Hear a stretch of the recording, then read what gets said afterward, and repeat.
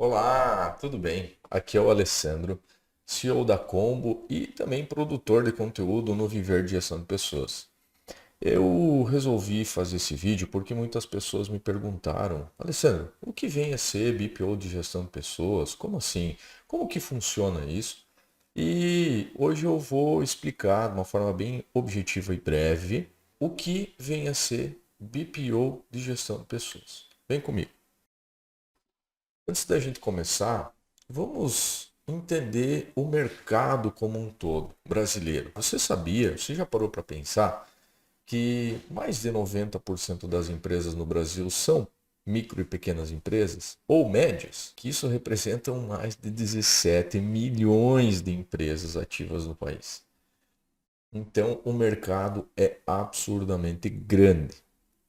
E quando a gente olha para os profissionais que prestam serviços para empresas que ainda não têm RH, por exemplo, a gente faz uma divisão. Eu quero que você não me leve a mal com o exemplo, mas foi uma analogia mais próxima da realidade que a gente encontrou para definir os dois tipos, dois principais tipos. Então, o primeiro deles são bem conhecidos, são os consultores. Os consultores trabalham por projetos, tem início, meio e fim, essa é uma característica, né? Tem um fim o projeto, ele termina em algum momento. E ao final desse projeto, normalmente o consultor entrega o como fazer. Durante o processo, ele até ajuda a executar algumas atividades, orienta, ensina. Muitas vezes acaba sendo meio que professor mesmo. E por outro lado, os Ubers. Ubers por quê? Porque eles fazem corridas, são processos pontuais e eventuais. Alguns trabalham processos seletivos, outros trabalham com foco maior em treinamentos, né? Algumas empresas demandam mais corridas durante o mês ou durante o trimestre, outras muito menos. Mas qual a característica que está assim gritante e incomum entre os dois? É que ambos precisam que a empresa os chame, ou seja, eles são demandados pela empresa, não é o profissional que proporciona o trabalho, né, que consegue fazer uma venda. Preciso ter a necessidade do lado do cliente, o cliente estar em urgência muitas vezes, para então acionar o profissional. Tudo bem, mas até aí, qual que é o problema afinal? O problema é que nenhum deles resolve o problema de gestão de pessoas das pequenas e médias empresas. E aí, você me perdoe a franqueza, mas acaba sendo um pouco paradoxo o que eu vou falar, que é, se eu trabalho com recrutamento e seleção e eu recruto e seleciono as melhores pessoas que aquela empresa pode contratar, por que ela me chama depois de novo? Não estou dizendo que aquela empresa não está fazendo um bom trabalho, não estou dizendo que ela não sabe recrutar bem ou que ela não tem capacidade de selecionar. É que o problema muitas vezes está lá dentro da empresa, né? A gestão, a liderança, a cultura não fechou, não bateu. E aí você tinha feito a corrida. Muitas vezes o RH, né, aquela consultoria, acaba até sendo responsabilizada pela má contratação. Só que muitas vezes o problema está lá dentro. É comum ver consultorias trabalharem e estruturarem RHs para pequenas empresas. E se você voltar um ano depois, não existem mais. Chega a ser frustrante para muitos consultores. Mas, ok, mas por que isso é um problema? É que quando a gente olha para a gestão de pessoas, qual que é a visão que se tem? É que toda empresa precisaria minimamente saber quem são os seus top performances, quem são as pessoas que precisam ser capacitadas e quem precisa ser substituído. Isso deveria ser igual a fazer o financeiro, o fluxo de caixa. Deveria ser algo que nasce com a empresa. Né? Eu preciso entender quem eu não posso perder, quem eu preciso desenvolver e até quando eu desenvolvo essas pessoas e quem eu tenho que substituir efetivamente. O que acontece na realidade, na grande maioria dos casos, é que quando sai alguém é que a empresa se preocupa. nossa, agora o fulano saiu e levou com ele todo o conhecimento que tinha. Aí vira urgente, aí vira emergente e aquela posição precisa ser fechada o mais rápido possível e alguém vai ter que dar conta daquilo. E muitas vezes você pode ter alguém dentro da empresa que pode ser desenvolvido, alguém que está ali já de carreira que poderia ser melhorado um pouquinho e promovido, e aí trazer alguém de mercado, talvez que custe menos para a empresa, que possa ser treinado e capacitado por quem já está dentro da empresa. Poxa, mas por que que eu preciso saber quem são os meus talentos? Eu preciso saber porque eventualmente se essa pessoa pedir para sair, eu tenho que ter alguma ferramenta, alguma forma de pelo menos não é prender e não é reter, né? Reter vem muito da relação de prisão, e o objetivo aqui não é que a pessoa fique retida ou presa na empresa, mas que ela se sinta confortável em querer crescer dentro da empresa. Que existam formas, ferramentas, benefícios, enfim, que façam com que aquela pessoa queira permanecer naquela empresa. Como eu vou fazer isso se eu só estou fazendo uma pequena parte do trabalho, né? E se eu sou consultor, por que que eu vou embora? Essa sempre é a pergunta. Se eu organizei, deixei tudo tão redondinho, tudo tão bonitinho, por que que eu vou embora no final do projeto? Por que que eu não posso dar continuidade? A gente costuma dizer que gestão de pessoas é um conjunto de processos e eles precisam ser executados de forma contínua. E eles precisam estar alinhados aos objetivos da empresa. Os objetivos da empresa podem mudar amanhã depois. Então, aquilo que foi construído talvez tenha que ser revisto. Ou seja, é preciso controle, é preciso acompanhamento, é preciso alinhamento e realinhamento constante, porque a melhoria ela precisa ser contínua. A gente está falando de pessoas, a gente está falando de cargos que hoje são esses, mas amanhã podem ser outros. Hoje são essas pessoas, mas amanhã pode ser que a gente tenha que substituir uma série deles ou trazer novas pessoas. Eu preciso entender o que está acontecendo em relação a pessoas, a liderança, a desenvolver liderança. Isso é inerente a qualquer empresa, seja ela uma que tenha 2 funcionários, 3 funcionários ou uma empresa com 300. O que vai mudar é o tamanho do problema. A gestão de pessoas é necessária em qualquer tamanho da empresa. Então, se a gente fosse fazer um desenho, acho que esse é o desenho do que a gente imagina como gestão de pessoas, como BPO de gestão de pessoas, né? Alguém, uma empresa, um profissional, ser o RH de pequenas e médias empresas. Então, atender uma empresa com 20, outra com 15, outra com 50, outra com 35, mas o que tem em comum com essas empresas? Nenhuma delas tem RH. Você passa a ser o RH. Esse profissional de RH ele passa a atuar naquela empresa e pensar estrategicamente e não apenas fazer corridas. Ele vai pensar na estrutura interna, ele vai pensar no time que já existe, ele vai pensar em como desenvolver a liderança, como contratar as pessoas certas. Se eu não encontro essas pessoas, eu vou pensar junto com a empresa alternativas para desenvolver novas pessoas, para buscar pessoas abertas a começarem de baixo, né? Então, assim, entender quais as estratégias de retenção que eu posso desenvolver para aquela empresa e juntos desenvolvermos, entendermos o problema e desenvolvermos de forma conjunta. Então, se a gente fosse descrever, BPO nada mais é do que o termo em inglês, né? Business Process Outsourcing, ou seja, tirar aquilo que não é inerente ao serviço que aquela empresa executa, ou o produto que ela desenvolve, do core do negócio, e eu vou jogar para alguém fazer aquilo que precisa ser feito também. É comum fazer o BPO financeiro, BPO de contabilidade, que já acontece há muitos anos, né?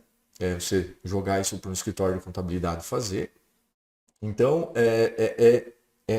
parecido com esse modelo, mas o trabalho é gestão de pessoas. Então, tentei descrever aqui de forma evidenciar de fato que é, né, de uma forma mais textual, mas é uma empresa acorda com um parceiro de negócio, que vem a ser essa empresa de BPO, um pacote de serviços, ok? Esse pacote de serviços ele vai ter uma lista de entregas que deve ser executada com uma determinada periodicidade. Então, aquela entrega é mensal, aquela outra é semestral, aquela outra é trimestral, aquela outra é uma vez por ano, por um valor mensal. Então, a empresa sabe quanto que ela vai pagar e o que ela vai ter para receber em relação a entregas. E a partir dali, o parceiro é responsável pela execução, o acompanhamento e a apresentação de relatórios. Relatórios, entregas são relatórios, informações, dados. Para quê? Para que a diretoria tome decisões. Ponto. Tá? Isso pode se envolver no processo, apoiar a decisão, indicar talvez um caminho, sim, maravilhoso. Mas basicamente é fazer o job, é entregar para que alguém tome a decisão, não que você faça. Né? Não é fazer a gestão de pessoas, é orientar a liderança a fazer a gestão de pessoas. Então vou tentar dar um exemplo de pacote de serviços, porque muitas vezes isso fica muito aberto, né? Então, assim, vamos imaginar que você fosse uma empresa e você precisa de alguém que execute tarefas de gestão de pessoas. E essa empresa pode oferecer para você um pacote, uma cesta de serviços, um pacote de serviços. E nesse pacote de serviços ela está oferecendo a você, empresário, uma avaliação de desempenho dos colaboradores por semestre.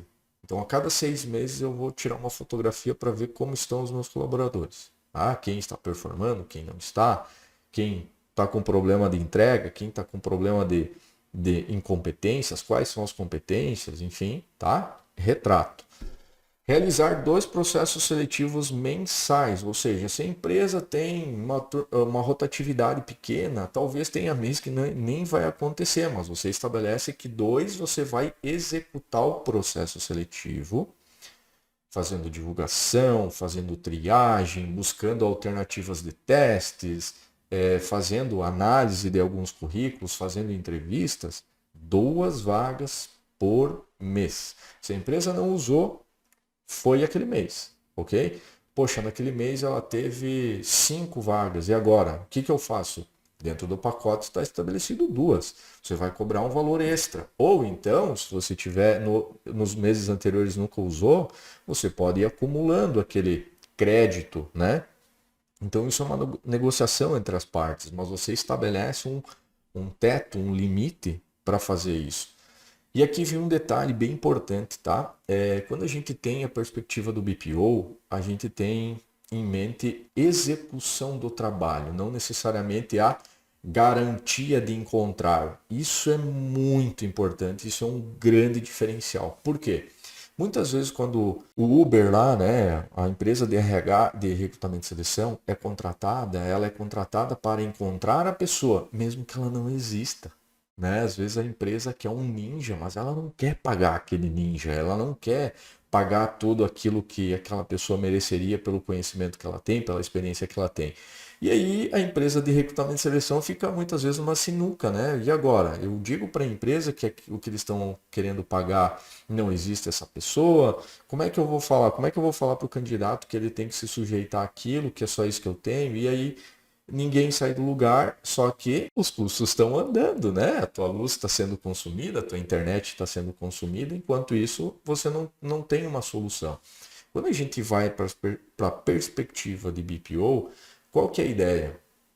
É ter uma conversa clara com a empresa, é dizer, cara, olha só, nós temos aqui na nossa, já em tempo real mesmo. Olha, nós hoje, se a gente fosse precisar de uma pessoa assim, hoje nós não temos ninguém. Não existe essa pessoa na base. Nós teríamos que trabalhar isso de forma diferente. Você vai estabelecer uma estratégia para contratar essa pessoa. Vai buscar alternativas de recrutar pessoas lá na academia, vai conversar com o professor, vai a campo, você está junto. Poxa, não encontramos. Cara, nós estamos juntos no processo. Quais são as alternativas que a gente pode ter para resolver esse problema de forma conjunta, tá? Então, assim, a perspectiva, o formato de entrega é diferente, né? Então, assim, fazer a avaliação de tempo de experiência dos novos colaboradores.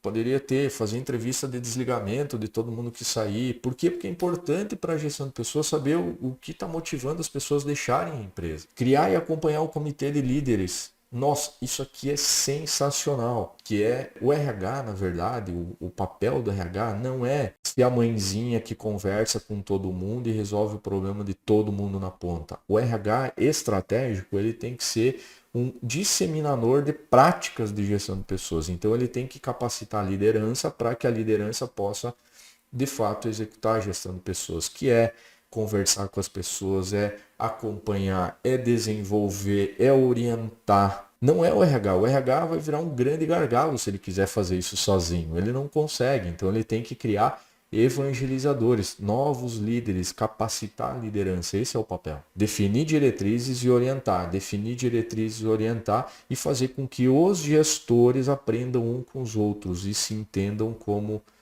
dentro de um mesmo barco. Então isso aqui é uma tarefa extremamente estratégica, fundamental. As empresas que crescem hoje, elas fazem isso, elas capacitam seus líderes porque não tem como estar em todos os lugares ao mesmo tempo. Eu preciso que outras pessoas pensem como eu e tenham o mesmo objetivo. Eu preciso compartilhar isso, tá? Então, criar, manter atualizadas as descrições de cargo, isso é básico, né? Ninguém vai te pagar para isso, né? Mas isso tem que estar junto porque isso é importante, porque eu preciso saber o que cada cargo precisa fazer, quais são as atividades e saber que isso está alinhado com os objetivos. Assim como os procedimentos, não pode ficar na cabeça de uma pessoa só. Se aquela pessoa sai, já era a empresa. Não, tá tudo errado. A pandemia nos mostrou isso também. Então eu preciso ter normatizado o que precisa ser feito, quais são as atividades chaves, quais são os procedimentos que precisam ser mapeados para serem compartilhados com outras pessoas também dentro da empresa. Então, regulamento interno, missão, visão e valores, é preciso que isso seja sempre revisto de tempos em tempos. Então, esse é um pacote, claro que uma sugestão, claro que aqui muito mais educativo do que vou pegar isso aqui e vou sair para o mercado, né? Mas a ideia é que se você for um consultor, ou um profissional de RH, que você possa montar um pacote de serviço ou vários pacotes de serviço para oferecer para o mercado para pequenas e médias empresas, porque elas têm demanda disso, elas precisam disso. Elas talvez trocariam alguém que fosse estar lá junto delas todos os meses, acompanhando o que está acontecendo, do que pagar, sei lá, R$ 2.000 para fazer uma vaga. Talvez aquilo lá foi só um fogo de palha, né? Foi só um incêndiozinho que aconteceu e que amanhã depois vai acontecer de novo, porque o problema está interno, aquilo foi só a ponta do iceberg, né? Então, fazer tudo isso por um valor mensal e exigir sim um contrato mínimo, porque é preciso a fidelização, é preciso o comprometimento entre as duas partes. Né? Então, vai ser 6 meses, por quê? Porque a avaliação de desempenho é daqui 6 meses, você vai ter um marco zero agora, você vai ter uma outra fotografia daqui 6 meses. Se o meu trabalho está sendo executado e eu tenho experiência e eu tenho o que entregar para a empresa para mudar o número, mudar o faturamento, mudar o resultado da empresa com gestão de pessoas, em 6 meses vai ser percebido o valor, vai ser percebido aquilo que aconteceu, a mudança nos gestores, a mudança de comportamento nas pessoas, né? É isso. Esse é o job, tá? Então, é bom para pequenas e médias empresas? Claro que sim. Muitas empresas pequenas, elas acham que elas precisam ser grandes para ter um RH. E elas acham que isso vai acontecer quando elas tiverem 100 funcionários, 50 funcionários. E aí eles vão ter que contratar alguém para ser o RH. E aqui existe uma alternativa viável para que elas tenham um RH já desde o começo, desde o início, pensando já e crescendo de forma coerente e estruturada. E eu vou te contar um segredo, eles já fazem isso com a contabilidade. Eles já têm um BPO contábil acontecendo. Por quê? Porque eles não conseguem ter um contador interno. Então eles terceirizam porque é mais barato e o job é feito por alguém especialista que atende não só ele, mas outras empresas, que tem um contrato de prestação de serviço que estabelece um rol de serviços. Então, tem escritórios de contabilidade que colocam dentro do valor mensal que é pago uma alteração contratual junto na junta comercial por ano. Se a empresa vai fazer ou não, uma prerrogativa dela, se ela quer fazer ou não, mas está dentro do valor pago mensal. Né? Já tem outras que não colocam isso e toda alteração que a empresa tiver que fazer, ela vai ter que pagar extra. Né? Assim que você pode estar fazendo com as vagas que excederem aquele pacote.